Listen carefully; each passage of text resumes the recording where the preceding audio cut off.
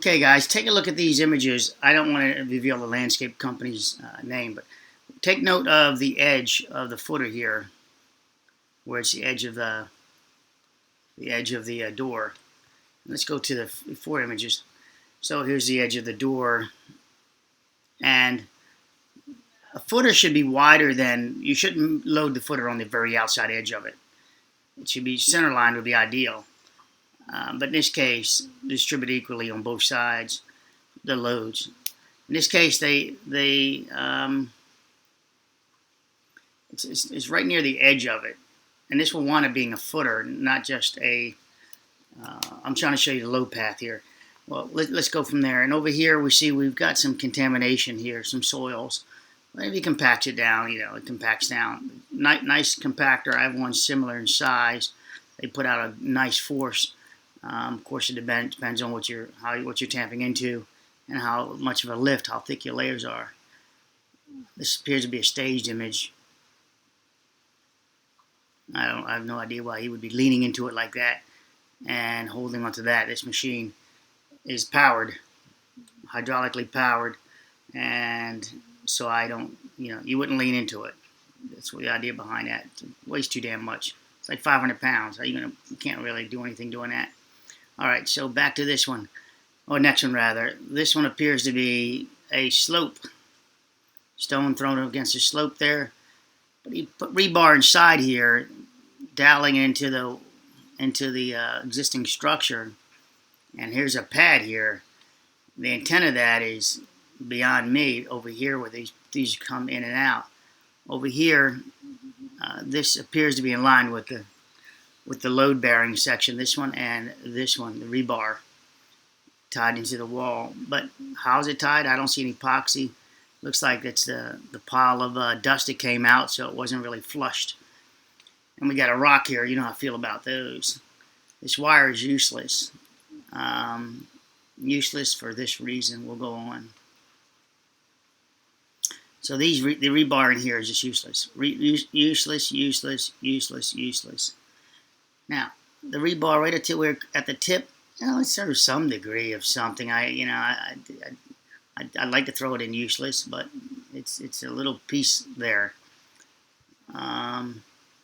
Here's the end of it. Here's the footer is below. As you can see, he's got some wormholes here.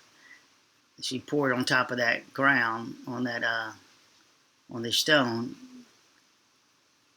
and I don't know if these two are the same, but it appears to be the same. The pad and the outside footer are monolithic now, one piece. So this pad and the footer is down here, right? This is that stone. This is a decorative part of the step that is load bearing, that transfers the load down to the outside here. All this is just a waste. Serves no purpose. All the concrete in here. Now, what purpose can it serve? Well, it can stop rolling over. So the footer might try to roll over. It can confine it from rollover. It can help do that. It could have made it easier to install this job at the expense of more concrete.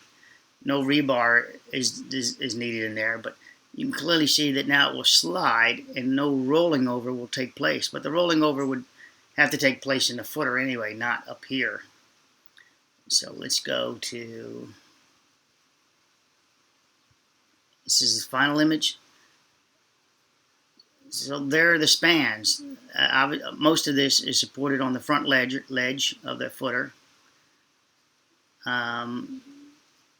Well, all of it's supported on the front ledge of this footer because it's all concrete. That's what I was talking about. You put it on a pad. This part is the load-bearing part. So the part of this pad that's unsupported, there's a clip of it here, a little clipping the lower step. So the part of this section that's unsupported is right about there to the clip part and all the way over to the outside there and back again. So depending on this stone, and he has no support in the back part showing underneath of it. It would be so difficult to get that right. You'd have to mortar it, lay it down perfectly. All right, so what are we looking at here? is that the stone would have to take this this span, 6 feet, let's call it, and without cracking in the middle. And this would help resist that cracking in the middle here. The weakest part of the whole pad would probably be back here in the center. It's unsupported.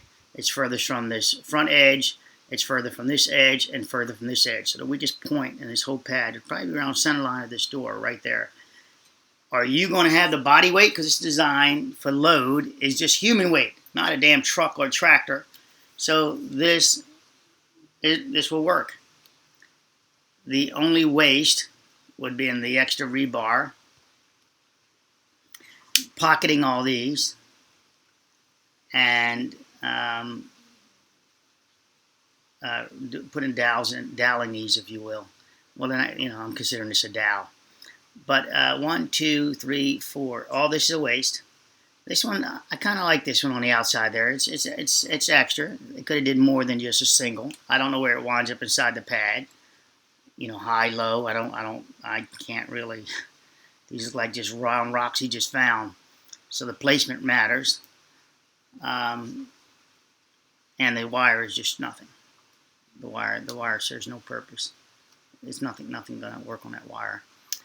So this looks like it might be center line of the door, but he puts his load out to the edge of this concrete. So even this one is a little is off to the edge. This factor of helping is way down there. Torch, huh? That one's interesting. And this one I can't tell from this image, so I can't beat it up much.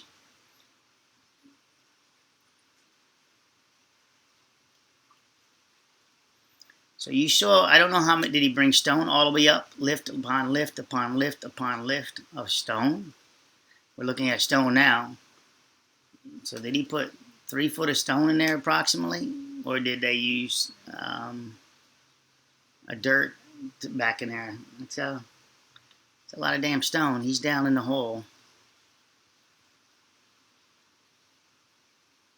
A lot of damn stone in here. I mean, what a waste.